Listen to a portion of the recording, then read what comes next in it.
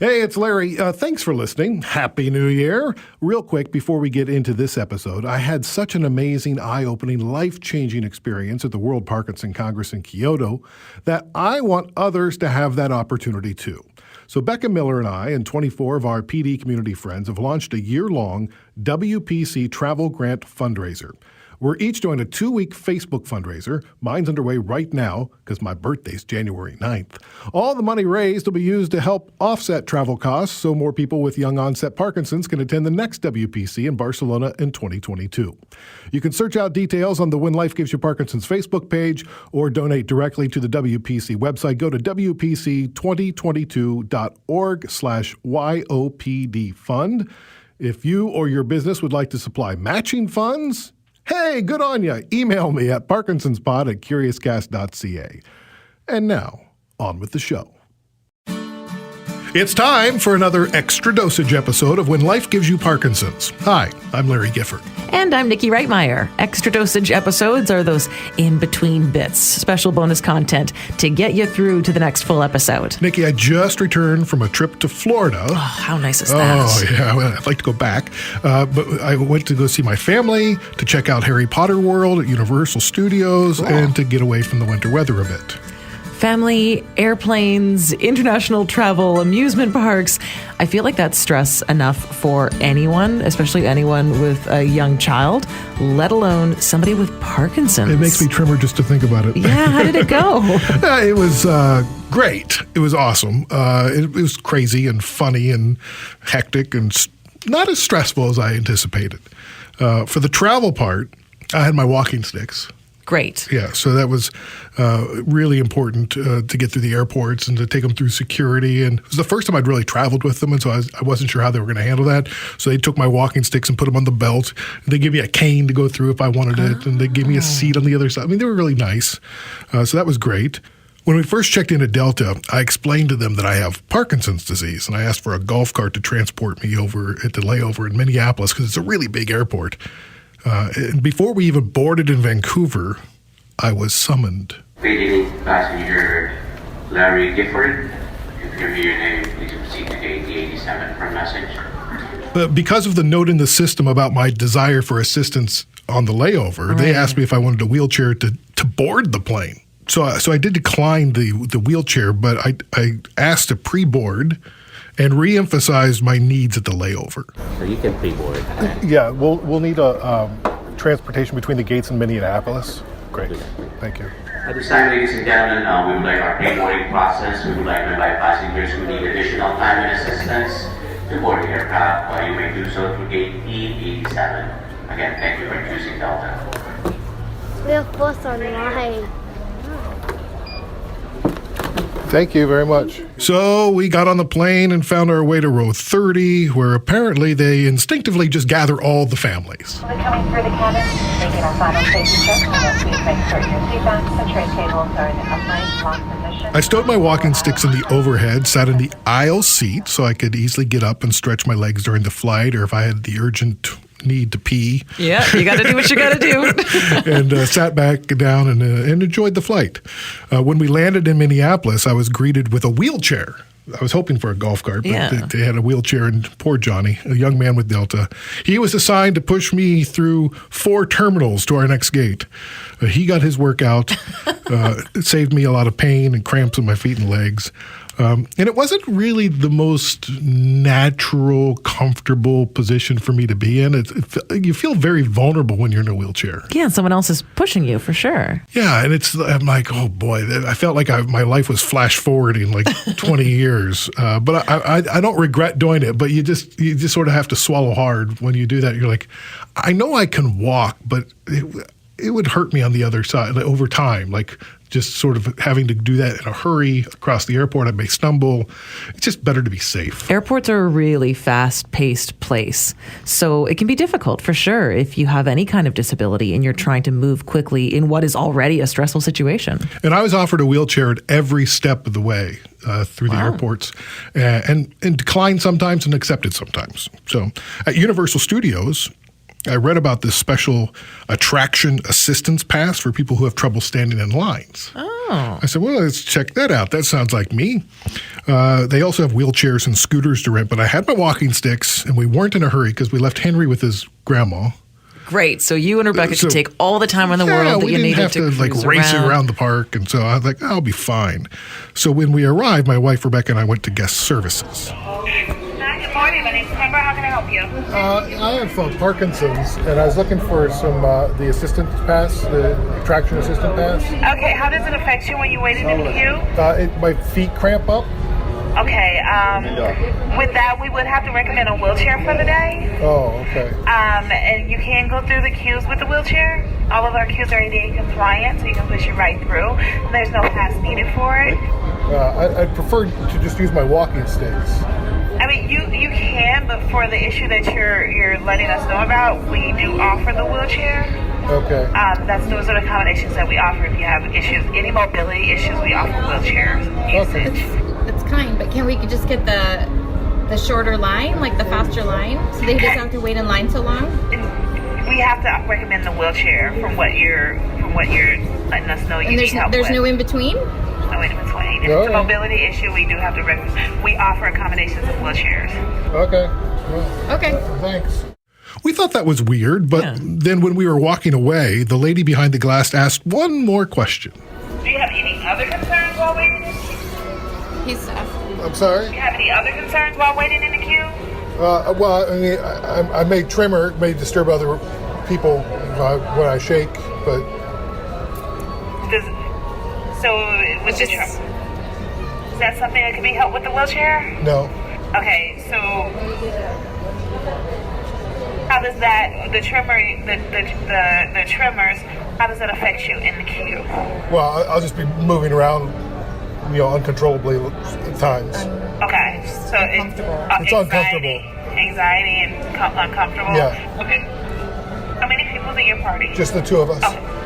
I'll go ahead and issue it for that because, that will assist you with the lines. Great. Let me get your park tickets. Is it just for today? Yes. Yeah, but you have it on your thing, right? You took a picture? I do. So what did we learn from that? Don't tell them you have a mobility issue. Tell them you have anxiety. Yes, because she asked specifically, she was waiting to see this, get the cue words. Right. And maybe they know that anxiety is a symptom of Parkinson's. I don't know. I think she was just trying to help us. She was just trying to help us out. But it's interesting because if you go to mobility, both the airport and here, they immediately went to, you need a wheelchair. Right. Like, no, we just need to not wait in line for an hour for everything. Right? Yeah. So interesting. It is interesting. Tip for the day. I know, right? So I guess had I been with my son, I likely would have rented a scooter for the park. We arrived at 10:30. I was beat by 3. That's a lot of walking. Yeah, it's a lot of walking. We did sit down at the 3 Broomsticks and had some lunch. And oh my God, that sounds amazing. Yeah, it was great. It was awesome. We did park in the $35 level instead of the $25 lot, which put us in the parking garage on the same level as the park entrance, which was great. So we didn't have to maneuver from far out reaches of the park. We were right by the park and just could walk straight in. So 10 extra bucks, very well spent. Very well spent. Now, the main purpose of this trip to Florida was to see my mom, where she lives, and reconnect with my siblings. This was the first time my brothers and sister had seen me in person since my diagnosis in August 2017. Oh, I thought the main purpose of this trip was to go to Harry Potter World. That's what it turned out to be. No, it was really to see family, and we had 18 people in a beach house. Wow. On Anna Marie Island off the Gulf Coast near Tampa. My mom brought a bunch of old photos to share and reminisce to sort of get us in the spirit of family. Check that out. Oh, right. Meredith, let me see that little hot chick there. Grandma and Grandpa. That's awesome. I know. Wow. Before kids. That's Look how big of a kid Erica. Wait, You saw it? hey Mom, do you saw the bowl you cut my hair with on that? I know, right? What the hell am I wearing? That is an awesome outfit. There With you go. Sears. What am I holding? That's funny there. It must have been really special seeing all those old photos and reconnecting with everyone after so long. Oh, yeah, it was great. And lots of laughs. We played games, and it was a hoot. Oh boy. All right. I feel a tingling in my There were even some jokes about Parkinson's that I had requested. So this guy goes into a nursing home. His wife died, and he's upset, right? So he won't eat dinner. And so this lady comes up to him. She's like, "What's wrong?" Well, every time I would eat dinner, my wife would hold my... Yeah. And so this lady was like, "Well, I can do that for you." So she would come in. They would always meet up. She was like, "I don't want anything serious, I'll help you eat dinner." That would be it. Well, a couple weeks go by, then he doesn't show up. She goes around the nursing home looking for him. She's going in a couple rooms. "Where you at?" She finds him eating dinner with another lady. She's like, "You stood me up. Why?" "Well, I found somebody else to hold it for me, and she's got Parkinson's."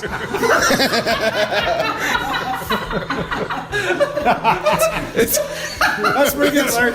You wanted a joke? You got a joke. That's pretty good. Now you got to work on the presentation, and it'll make it better. I'm a terrible joke teller, but.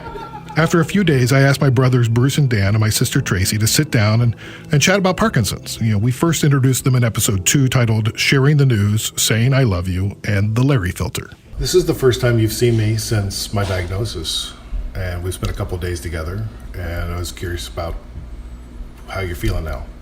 My brother Dan chimed in first. Your beard got longer. For me, I feel like we were imagining what you would look like, and I feel like I see less of that than I expected. 100%. I think it's in your mind. You assign Parkinson's to you that you hear about or that you see other people, and not being around you don't know how much they've affected you, and there's not as many as what I thought, but I'm sure that there's things that happen that we don't see. Yeah, for sure. Yep. Well, and I think too, like when you talk about your walking sticks and stuff, I imagined you had to walk with those all the time. And I have seen you with them only when you've gone to the beach. Yeah, so when I use those when I'm going to be in a crowded area, or if I know I'm going to be going long distances, or at the grocery store, and if I'm not going to push the cart, then I usually have the walking sticks. But so yeah, it's more of a support and security. So like when I'm commuting to work and going down the street and to the bus stop, and so I don't trip over myself. But like without them, I have to be more mindful about picking up my feet and pushing off with my toes. And Yeah, so I think, like Dan said, it's you definitely imagine and you make it worse in your head than it really is. And not to say it's not bad. It's noticeable, your shuffle. The fact that you drag one side more than the other, that's noticeable. But it's not as bad as I had in my head. What did you have in your head? Well, like I said, that you were using your walking sticks all the time. That you couldn't, and I've seen you do steps, and I've seen you play in the pool, and like that. I saw him play pickup sticks. Right? That was rude, by the way. For your wife to bring pickup sticks. I was very wrong of my wife to do that, and I called her out for it. But it was funny. Yeah. So like watching you play in the pool and just be interactive with everybody, and honestly, it felt so good last night. All of us just kind of sitting around the table, bullshitting and laughing our asses off, was awesome to me. And watching you play in the pool today with everybody, that just like gave me a good, warm feeling. It was good. And we made some good food. We made some good food. You guys did a great I ate some job. good food. Yeah, I ate some good food Thanks too. for making it. I think I've not noticed your like a shake at all. I haven't either. The levodopa helps with that. Yeah. Tremendous. Now that we have that balance out, I mean, I used to shake a lot. Yeah. And the medication is to the point now where I think we've got it figured out. Hey, I have to self-report. I think I was channeling you today when I was running. I did full Superman on the beach. I tripped over a rock and I went down, hands and knees, and I thought, this must be what Larry felt like, but he did it on a sidewalk. Yeah. And I look up and there's a guy coming at me. I'm like, oh, I hope that guy didn't see it. And it was Bruce. Do you see it? I did not. I did see the marks in the sand though when I went by. So I feel for you. Are you having conversations with people in your life about Parkinson's Like whether it's at work or just friends, and I share a lot. It's especially with my leadership team at the office. We kind of before each leadership meeting, we'll have we'll call it a go around, and you talk about something going on in your life that's not work related, and I share that that you've been diagnosed, and I share kind of progress, and that I was coming on this trip, and they were so excited that I was going to get a chance to spend some time with you and with the family together, and it's therapeutic to be able to talk about it, and I share with different people I run into about the podcast and about what you're doing, people that I grew up and went to high school or college with that know you, people I run into at Otterbein that they all send their well wishes and their sympathies, but they're like, if there's anything I can do, and then they just recollect something about how much fun it was when Larry did this, or it brings back great memories and stories. So it's great to hear that stuff and to know that your support network is wider than you think it is. Yep, same. Talk about it at work, and the other thought I had was, as you know, I'm struggling with a bad back, and when I'm having a bad day, I think, well, what am I whining about? So you're helping put other things in perspective for me. You're applying the Larry filter? I don't even know what that means. Tracy has a Larry filter. Oh, and it's right. that. Okay, well, then yes. Yes, I am. It's trademarked now. Yeah, I mean, it's free. Yeah. No, but it does. It just kind of puts things in perspective. I think about your bad back. I go, what am I whining about? Thank you. That's a good filter. Yes, I do talk about it with friends and with some coworkers. I have a coworker whose husband's best friend has Parkinson's, and they've begun to listen to they're in Alabama, and they've begun listening to the podcast, and it's made a difference for them, and they are completely inspired by you and what you're doing, and we talk about it frequently. You guys have been listening to the podcast. Any questions you have, or anything that stick out in your mind as you listen, that maybe something you learned or something you've taken with you? I'll just tell you that I'm impressed by the type of people that you're talking to, the level of depth that you get to with these people, and just the awareness that you're bringing to the community that I don't know enough about it, but I know way more than I ever did. And I think that there's probably people out there and people that are family members of people that have Parkinson's that are learning more about, what's going on the research side, what do these things mean, and how is Parkinson's different for each person that has it. Because I think it's one of those things that if you don't know, you don't know, and you just assume Parkinson's is the same for everybody. But you find out that no, everybody has it. It behaves differently for different people, and I think that that's great, the awareness that you're bringing, and that and I've told you before, I think Nikki does a fantastic job, in her role, and it's got to be really hard doing that with her boss and saying, sure. But I think that she brings it back, regularly, and it's to me it's a weekly thing that Dee and I'll be like, hey, did you listen to the podcast today? Yeah, I think that. I love the way that you guys are doing it, where it's almost like you got a series going on and you've got characters, and you go somewhere else and you'll bring a character back, quote unquote character, right. Someone we know from before, and I think, like Dan just said, it helps show the difference, because each one of those folks, and I give them full credit for opening up and sharing the way they feel and think. That's awesome. It wouldn't work without them. But you can go talk to someone, and then you come back to someone else with a totally different set of symptoms and circumstances, and I think it really puts a punctuation mark on it, like Dan said. Great. No, I completely agree, and I think that you probably are making a difference for people more than you even realize, and probably more than what they respond to you. I've had people reach out to me saying, hey, thanks for sharing your brother's podcast. I don't know if you know this or not, but I have Parkinson's, and it's somebody I knew from 20 years ago. and they have learned so much just from listening to you. And you know, and then somebody else whose brother also has Parkinson's, and is just like, you know, let me know if you need anything. I've been dealing with my brother having this for a very long time, kind of thing. So I think that you're affecting people more than you know you are, and I think that's important for you to know. But you know, I've already told you this weekend, you know, every Wednesday when I listen, a lot of times will find myself like crying on the way to work listening to it. But really, that was my goal, to make my sister cry. Well, mission accomplished. Doesn't take a lot, and she usually cries on the way to work anyhow.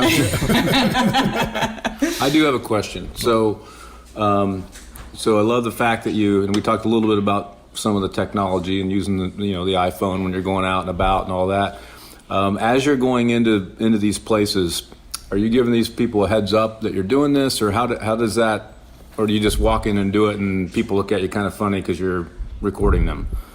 Well, like for example, like when you went to do the oil. I was going to say the CBD oil. The dispensary. Yeah. In British Columbia, the dispensaries were shutting down because they were operating illegally, and then they were legalized, so they had to all shut down and get licensed. So we went before they were legal. Okay. So I hid the microphone. I had the iPhone in my pocket and had it recording the whole time. And okay, all right. Pick another topic. So somewhere else where when you go to do the boxing. The boxing, they all know, and everybody's like the support group. Everybody agreed to be there and to be recorded. Okay. So usually we get permission up front. Has anyone said no? I don't want to participate. Sure. Yeah, for sure, and we respect that. Yeah, absolutely. And so, like the support group, we set up a special support group only for people who wanted to participate. Okay. So this is maybe as good as it gets. Do you think about the future, about where this is going?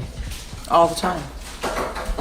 Yeah, it's one of those things that, you know, we cherish the moments, and it's been great to get the family together and the extended family and see everybody like this, and I think it reminds us how important family is and how precious, you know, health is. And it's one of those things that, you know, I'm very pleased to see that you have progressed to what I'll call a lesser state than what I had in my mind. And that's, to me, that's comforting. And I'm sure to you feel like you've digressed way more than you ever could have imagined. But not seeing you every day, I see a different thing. And like we all said, I had you progressed at a different level in my mind, just out of, you know, ignorance, I guess is the best way to describe that. Or absence. Yeah. He's kind of ignorant. Well, I was giving you the benefit of the doubt. Well, I really appreciate all the support that you guys give me, but also your families. You know, Tracy, your son, is putting together a 5K, and I know that your daughter, Bruce, you raised money for her birthday for Parkinson's, and you know, I feel support, and you know, like your son wanted to be here this weekend, and so he made special effort to get here, and that means a lot. It's hard being so far away, and so all those little things mean a lot to both Becky and I and Henry, and as we go through this and try to figure out what's next. Well, that's what little we can do from where we're at, but right, yeah, and I think that, you know, Anthony putting together that the 5K is his way of, you know, of doing, like you said, what little we can. And I'm really proud of him and his wife and his family for what they're putting into this.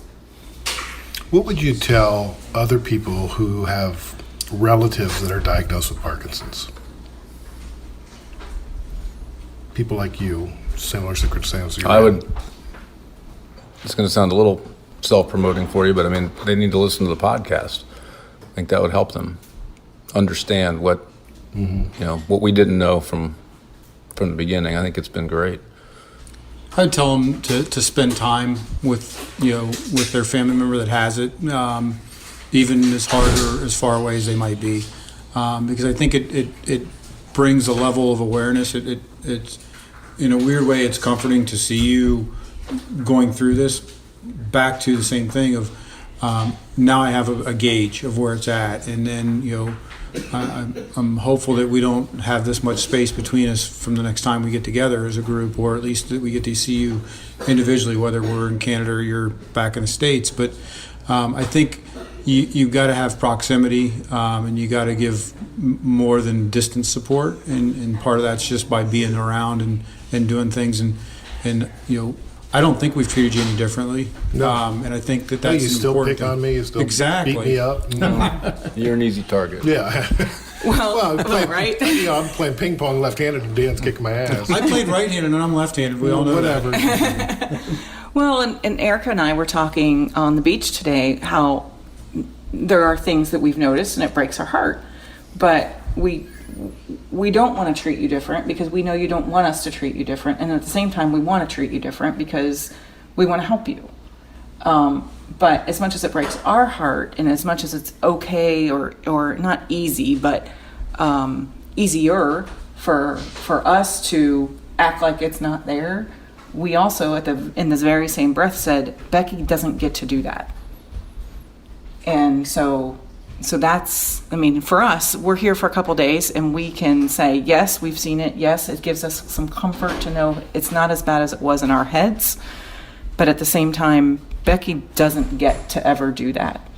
And so I have I've always had a lot of respect for Becky, but a continued growing respect for Becky and what she goes through and that she doesn't ever get to turn it off. Mm-hmm. And so, my heart breaks for you, of course, but it breaks for her as well. Yeah. So what would you tell somebody, maybe a friend of yours, whose brother gets Parkinson's? What advice would you give them? Just to, learn as much as you can about the disease and to be as supportive as you can in the way that he or his caretaker or significant other or whoever needs you to be, but let it be at their pace or what they need versus what you need. I think that I would reiterate what they both said. It's learn about it, but also do the best you can to spend the real time, and that's going to continue to be a hard one for us, right? Just with the distance. So you're gonna have to move. Ohio sounds like a really nice place to live. 40 below, I love it. It's great to see you guys. I'm glad I'm here. I'm glad you're Likewise. here. Likewise. I think it's great to get us all together. Yeah, I love you guys. I love you too. We love you too. Well, let me ask you a question. Okay. What would you tell people whose sibling just was diagnosed with Parkinson's, and what would you tell them that they need from their newly diagnosed sibling the most? Did I just say that right? I don't know. I don't think I did. Probably not, He'll but I edit think it Larry out. Don't worry, understands. he'll edit it. Yeah, we'll do this in post. You can fix that in post, right? What would you tell the siblings that their newly diagnosed sibling needs most from them? Well, they need to ask that person what they need. And sometimes it may be nothing right then, and sometimes it may be a hug. It could be help taking care of something. Like, because everybody's symptoms are so different, the communication is really key. And because it progresses so differently for everybody, you don't know, this week I might not need anything, and then in 2-3 months I may be like, oh crap, I need help.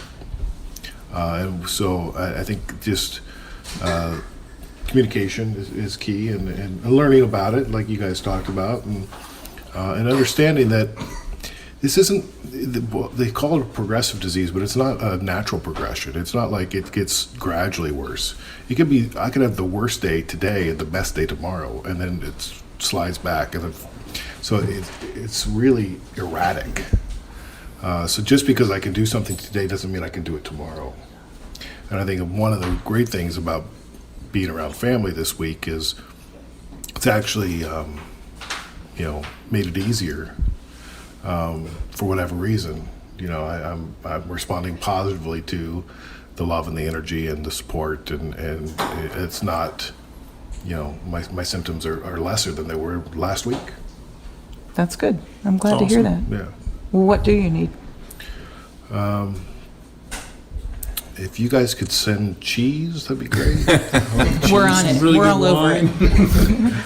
it. Wine would be great. I think we just need to commit to continuing to talk to each other and finding time to do this. I mean, it's been 20 years since we've all been on vacation together, and it shouldn't be another 20 because I'll be a mess by then. And I'll be really old. You'll be old. I'll be old for crying out loud. So, but thanks for making this happen. And that is your extra dosage. Coming up on the next episode of When Life Gives You Parkinson's. But basically, each line is a gene. They may discover the cause. This is Larry's genome. They may develop disease-modifying drugs. So why is Larry in Canada? I don't know. Is it because God knew that you had this terrible disease, and then you have a different, medical treatment up there? To have that hope, to know from a faith point of view that, God is sovereign, and all you can do is live your life to bring glory to Him every day. And it's as simple as that. I find myself, pretty much every day saying prayers for different people for different things, and you're every day in my prayers. I feel the prayers coming at me, and it's powerful. From Curious Cast, this is When Life Gives You Parkinson's. If you'd like to help spread the word, be sure to rate, review, and subscribe for free to this podcast. We're available on Apple Podcasts, Spotify, Google Podcasts, and everywhere you get your streaming audio. You can also listen at curiouscast.ca. Here's a real simple way to spread the word and raise awareness for Parkinson's disease. Engage with us on social media. On Facebook, Instagram, and Twitter, just look up @ParkinsonsPod or email us parkinsonspod@curiouscast.ca. And be sure to check out the show notes for more information about what you heard today. And a big thanks to our guests, Bruce Gifford, Dan Gifford, Tracy Cherry, and Rebecca Gifford. And a special thanks as well to Larry's mom, Marty Gifford, for bringing the whole extended Gifford clan together. When Life Gives You Parkinson's is written and hosted by me, Larry Gifford, and Nikki Reitmeyer.